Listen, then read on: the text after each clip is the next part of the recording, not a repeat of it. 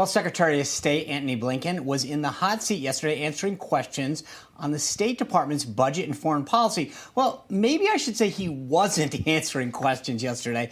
Congressman Scott Perry tried to get Blinken to answer questions about Hunter Biden and his questionable ties to China. Here was Blinken's response, though.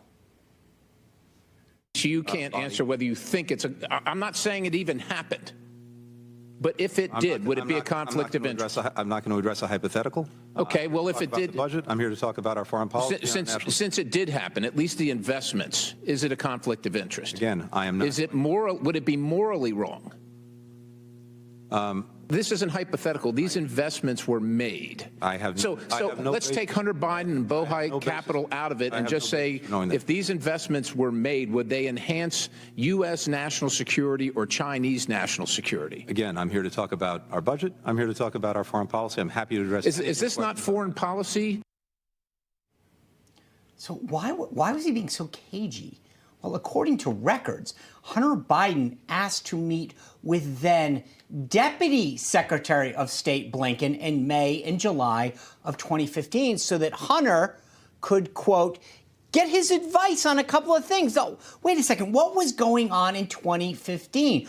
Oh, right. That's when Hunter was on the board of Burisma, and Hunter's dad was the vice president overseeing Ukrainian policy. Oh, that's why he was asking the questions. So let's bring in tonight's company to discuss former director of press communications for the Trump 2020 campaign and current vice president of TAG strategies, Erin Perrine, and national spokesman for the RNC and director of Black Media Affairs, Paris Dennard. Good to see you both. Paris, I want to start with you. So the Secretary of State in the Biden administration is going to meet with the president's son 7 years ago to give him business advice. And now, I don't want to talk about it. I don't know. This is just hypothetical, and I only want to talk about policy. I'm sort of amazed that there's no real media interest in this. Yeah, the Biden-Harris administration has an aversion to accountability. They don't want to be held accountable for any of their actions. They don't want to talk about or discuss anything that doesn't fit the narrative that it was all Republicans' fault or all Putin's fault or everyone else's fault.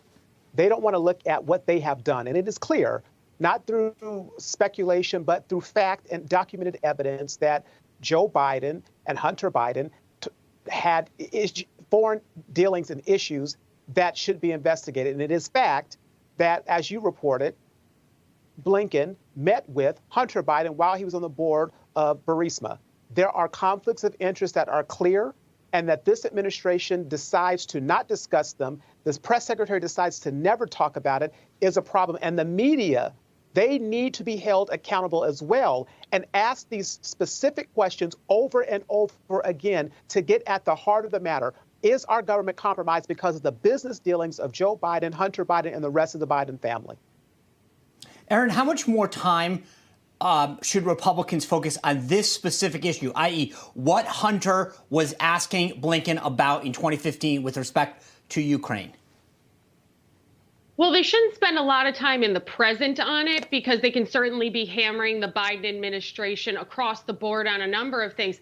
But if you're Blinken, I would be more worried about November, December, and January, when every day is more and more likely that Republicans will not only take the House, but take it substantially, and then he will be dragged in front of committees. You'll see accountability across the administration by Republicans who will be in a leadership position. So he can duck and dodge now, but he will not be able to do it over the long term because Republicans will not only hold the administration accountable, but they'll hold the media accountable as well. There was a story today in Politico about how it's not exciting to cover the White House anymore. And this is a prime example of how the media needs to be held accountable for their ridiculous narratives because they are not willing to talk about the fact that Joe Biden is very likely compromised.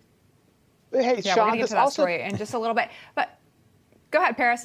Just real quick, this also goes to the issue of trustworthiness and honesty, character and integrity. These are things that the Biden-Harris administration, they campaigned on. Republicans can have these conversations and ask the American people, do you think these actions are honest? And can you trust the actions of these people to lead this country?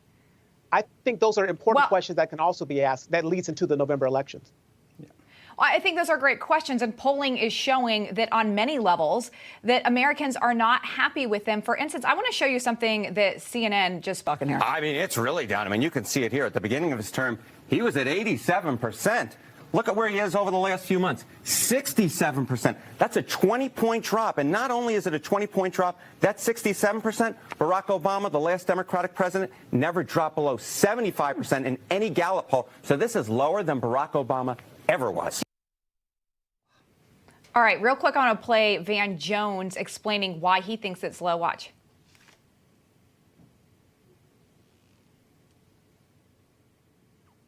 Day-to-day reality for black folks hasn't improved. In fact, because of inflation and other things, it's gotten worse. And so you're starting to see that disappointment factor set in. Okay, the disappointment factor, Paris, I'm going to say with you, are Republicans doing enough to engage with candidates who are disappointed? Is that going to transition to a red vote, or are people just not going to turn out to the polls?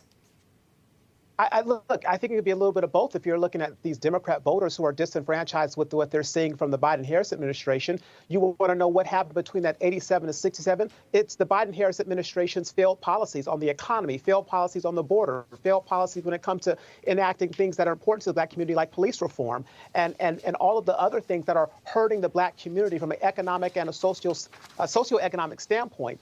And so when it comes to the November elections, the Democrats are tied to the Biden-Harris policies in the administration. So their candidates are not going to be able to offer alternatives because they see what's happening with the House and the Senate and at the White House. They're tied to these bad policies that are hurting the black community. And so moving to November, voters are going to say, I don't trust you. I don't want you working for me anymore because you're not working for me. I'm going to either vote for the Republicans because my life was better under Republican leadership, or I'm not going to vote for these Democrats at all.